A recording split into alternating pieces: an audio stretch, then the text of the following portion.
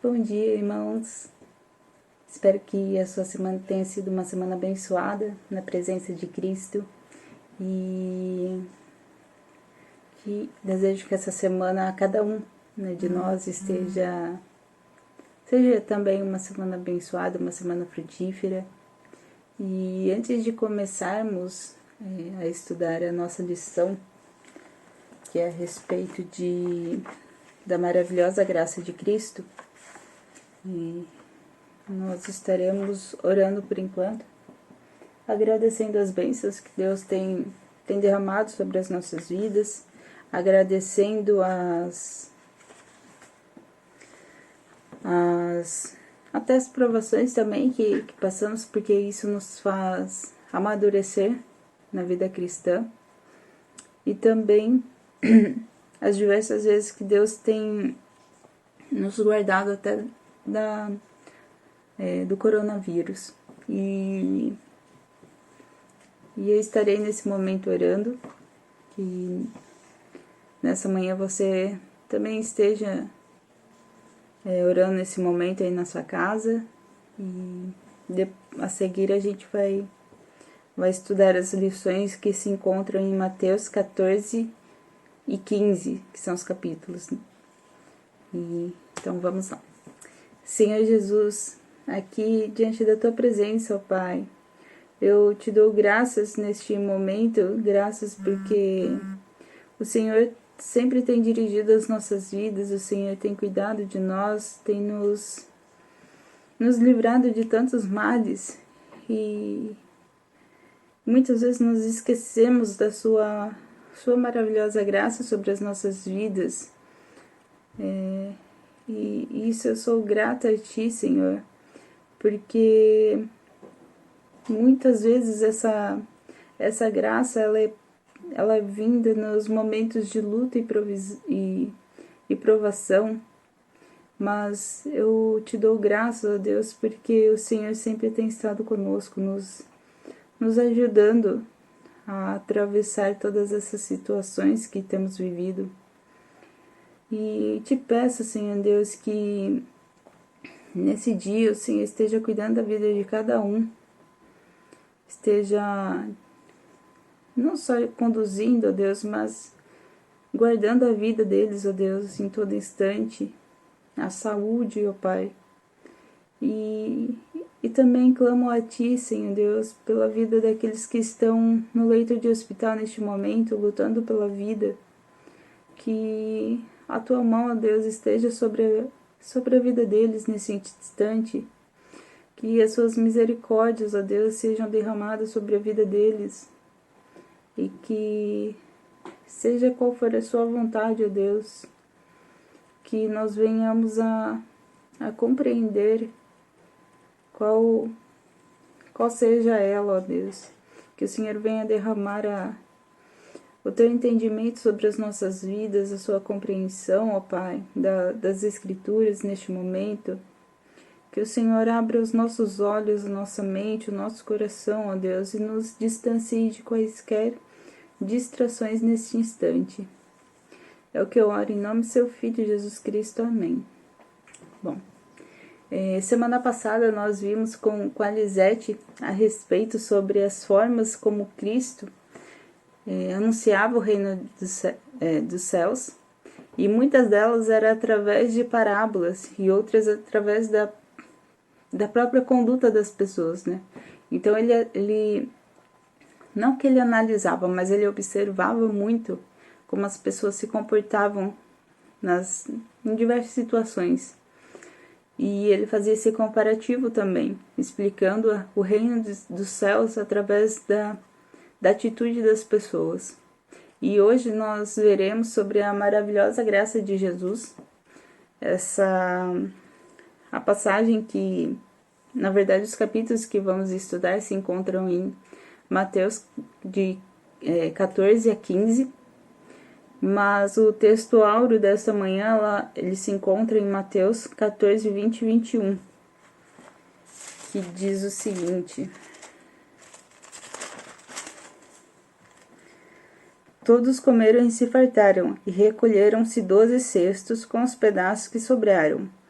Os que comeram foram cerca de 5.000 homens, além de mulheres e crianças. Então, nós vemos que essa maravilhosa graça de Cristo ela é demonstrada a nós através das nossas lutas e provações. E de como a suficiência na pessoa de Cristo e a provisão são enviados àqueles que creem. E ao lermos os capítulos de 14 a 15, vemos que as atitudes de Jesus levam muitas pessoas a conhecerem pelo ouvir. E uma dessas foi o próprio Herodes Antipas, que era filho de Herodes o Grande, que é mencionado em Mateus 2. E a fama de Jesus ali já era algo muito grande. E que era tanto que até o próprio Herodes ouviu. Então essa fama ela cresceu por conta das curas, milagres e expulsões de demônios que muitas pessoas levavam até Jesus para ele realizar. Então a fama de Jesus ali não só na Galileia, mas em todas as regiões próximas, ela começou a crescer, que até o próprio Herodes ouviu da fama de Jesus, de Cristo, né? E pode-se dizer que ele tenha ficado um pouquinho receoso, porque ele achava que era João Batista que havia ressuscitado. Isso daí a gente vai ver logo no capítulo 14, que é de 1 a 12. E daí vai contar um pouquinho do que aconteceu, né, com João Batista, o porquê que ele foi morto e o porquê que Herodes ele estava receoso, né, de ser, na verdade, João Batista que havia sido, que tinha ressuscitado. E no decorrer também no próprio capítulo, logo no final é dito: então os discípulos de João vieram, levaram o corpo e o sepultaram. Depois foram contar essas coisas a Jesus. Nos evangelhos de Marcos e Lucas é dito que são os discípulos de Cristo que na verdade voltam das suas missões, eles que tinham sido enviados de 2 em 2, né, para anunciar o evangelho pelo próprio Cristo. Então eles voltam para contar as coisas a Jesus. Mas aqui nós estamos estudando, na verdade, o Evangelho de Mateus. Então Mateus ele faz esse paralelo que poderia ter sido, na verdade, os discípulos de João que levaram as notícias para Jesus a respeito do que aconteceu. Então essa notícia que eles foram levar é a respeito da morte de João Batista. Então, no momento em que João é morto, né, os discípulos dele vão até Jesus para levar essa notícia. E então eu creio nesse momento, uma visão minha, lógico, não é algo que está escrito na Bíblia. O que vai estar escrito é: ouvindo isso, Jesus retirou-se dali num barco e foi para um lugar deserto à parte. Então, mas por que Jesus estaria então se retirando dali, onde ele estava, indo para um lugar deserto? Porque os discípulos de João foram levar a notícia de que João havia sido morto de uma forma tão cruel, sendo decapitado. Então, no momento em que Jesus ele ouviu isso, ele se retirou. Acredito que ele tenha se sentido um pouco triste, porque João ele era um homem justo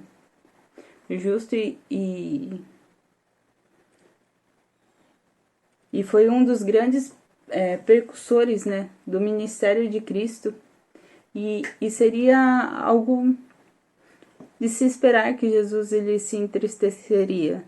Diz daí, claro, algo do meu entendimento. Não está dizendo na Bíblia que Jesus ele se entristeceu e por isso que ele foi procurar um lugar deserto.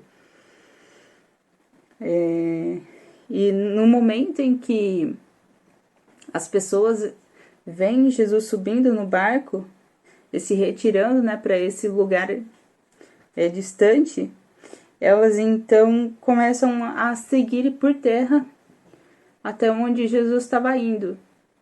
E no momento em que ele desembarca, ele vê toda aquela gente ali esperando por ele, ele sente compaixão.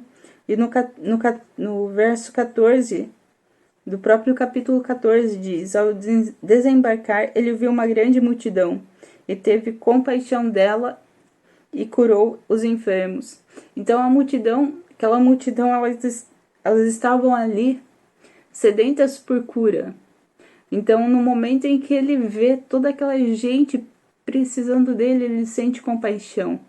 Então, ele procura ajudar todos aqueles que necessitavam dele naquele momento, que eram pessoas que necessitavam ser curadas. E essas pessoas, então, elas passaram um bom tempo com Cristo ali naquele dia, que depois, ao decorrer do versículo de 13 a 21, dito que já estava caindo, já estava no final do dia, né? E o lugar era deserto e a hora já estava bem avançada. E os próprios discípulos de Cristo, já preocupados, né, com o que eles iriam comer, o que aquela multidão iria comer, sendo que eles estavam num lugar que não teria nada para eles. E eles pedem para que o mestre, então, envie essas pessoas embora. E então, Jesus, no verso 16, diz: eles não precisam ir embora. Vós mesmo dai-lhes de comer. Então, ao meu ver também, era necessário que os discípulos de Cristo vissem a forma como Cristo estava vendo ali. E Cristo, ele sabia que aquilo que eles tinham ali seria necessário para prover tudo tanto as multidões como eles, os próprios discípulos, necessitariam naquele momento. Então, por isso que ele fala: eles não precisam ir embora, vós mesmos dai-lhes de comer. Então, os discípulos, eles precisariam crer que os recursos que tinham seriam suficientes para a provisão naquele momento exato, e que, mais uma vez, a graça de Deus, ela seria demonstrada não só a eles, mas a toda a multidão que foram ali para procurar Jesus Cristo. E os recursos que foram entregues ao Senhor Jesus mostram que poderia ser algo que transformaria o que era insuficiente em suficiência para todos. E a compaixão de Cristo não só levou a cura para o alimento do corpo, mas levou o reino dos céus a todos que precisavam.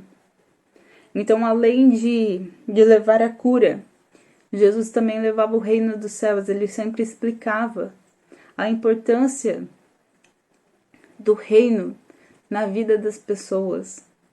E depois nós veremos 3 atitudes expressas por Jesus no momento em que é repartido depois o alimento às pessoas.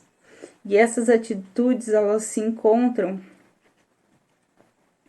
no verso 19 do capítulo 14, que diz: depois de ordenar que as multidões se sentassem na grama, tomou 5 pães e os 2 peixes, ergueu os olhos ao céu, abençoou-os e partiu os pães. Depois os entregou aos discípulos e eles os entregaram à multidão. Então, as atitudes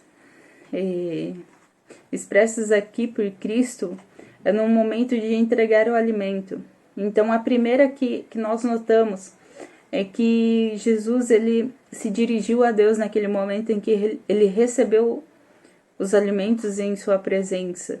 O segundo, ele agradeceu a Deus por aquele recurso, por aquela provisão naquele momento. e abençoa ali aquele alimento.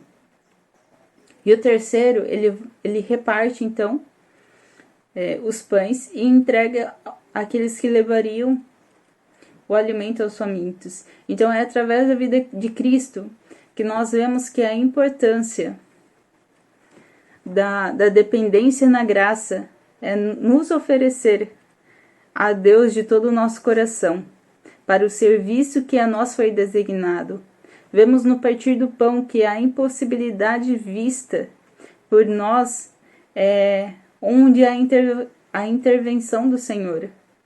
Nas duas vezes em que a multiplicação dos pães e peixes, que eles se encontram no capítulo 14 e no 15, essas duas vezes, na verdade, nessas duas vezes, Jesus ele teve compaixão da multidão que estava ali presente.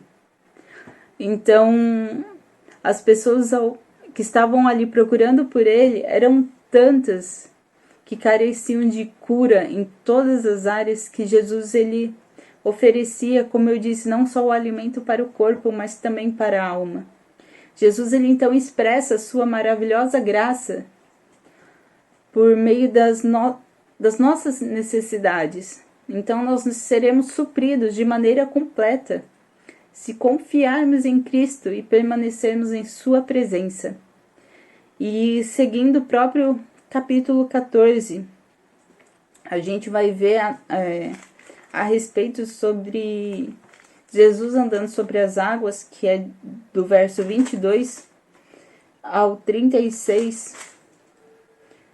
E depois que os discípulos distribuíram os alimentos, nós vemos que não faltou nada para ninguém. Todos se fartaram, todos estavam satisfeitos. E no entanto, que sobrou tanto que é dito no próprio verso 20, que foram 12 cestos. Então, sobrou tanto alimento que todos acabaram ficando satisfeitos e até os próprios discípulos também. E depois desse episódio, né, Jesus ele então começa a se despedir das pessoas, pedindo para que elas retornem aos seus lares, e pede então para seus discípulos eles seguirem viagem por enquanto ele estaria ali se despedindo das pessoas que foram procurar por ele. E vemos novamente Cristo, depois ele procurando um lugar distante, um lugar deserto, para que ele pudesse entrar em contato com o Pai. Então no verso 23 diz: tendo-as mandado para casa, subiu ao monte para orar em particular. Ao anoitecer, ele estava ali sozinho. Então Cristo aqui ele procurou um lugar deserto, um lugar secreto, onde ele pudesse entrar na presença de Deus, a fim de ter um encontro particular ali, para que não sabemos o que Cristo falou ali naquele momento, mas sabemos que todas as atitudes expressas por Cristo, ele tinha um momento de encontro com Deus, tanto antes como depois também.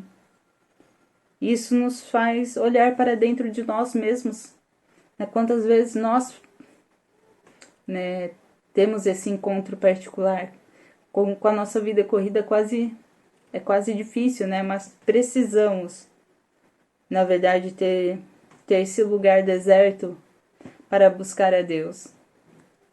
E depois que os discípulos eles já tinham partido, o barco deles já estava um pouco longe, e então já estava também se formando uma grande tempestade ali naquele momento. E o barco dos discípulos, eles, como eu disse, ele estava longe da terra. e os discípulos cheios de medo, né, devido às ondas e o vento contrário, que é referido também no versículo, eles começam a ficar temerosos por conta daquilo que estava acontecendo ali. E eles, sentindo medo, eles veem algo, né, andando sobre o mar em direção a eles, e eles ficam mais assustados ainda por conta daquilo que estava acontecendo naquele momento. Então eles acham que poderia ser um fantasma que estava andando em direção a eles. E cheios de medo, suas reações era apenas gritar, né? Mas Jesus percebendo o medo deles, né, ele expressa mais uma vez a graça sobre a vida dos discípulos dele, dizendo: tende coragem, sou eu, não temais. Em outras versões diz: coragem, sou eu, não tenham medo. Então Cristo ele pede para confiar nos momentos de medo que os discípulos estavam vivendo. Então Pedro, assim como nós, para crer de fato que era Jesus ali naquele momento, ele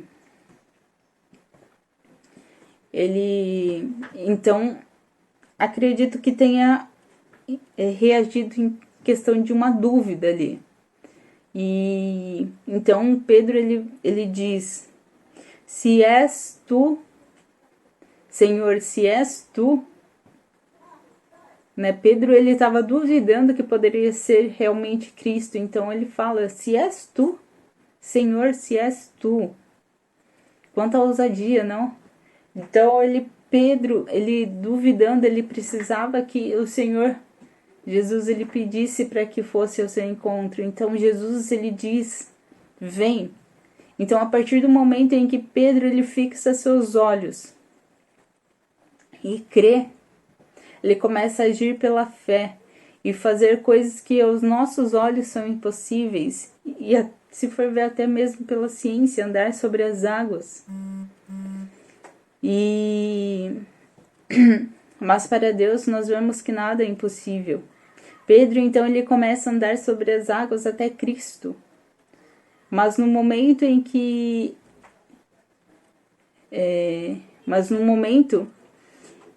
um simples desviar, né, do olhar dele para aquilo que estava à sua volta, né, que seriam as ondas, o vento, a tempestade, Pedro então ele começa a afundar.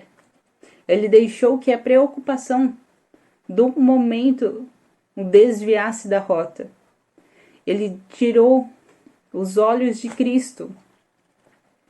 E a partir do momento em que ele tira o olhar de Cristo, as preocupações o tomam. O medo toma conta da sua vida e ele começa a afundar. E assim somos nós também.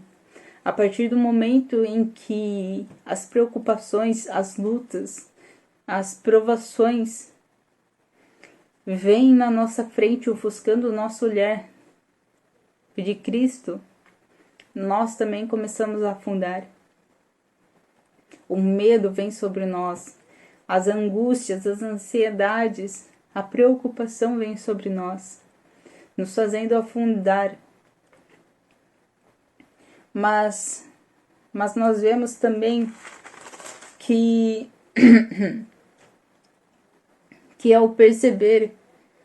Pedro ao perceber, na verdade, que ele começou a afundar, ele grita para Cristo: Senhor, salva-me. E imediatamente o Senhor Jesus aqui, ele estende a mão e segura Pedro, puxando-o de volta.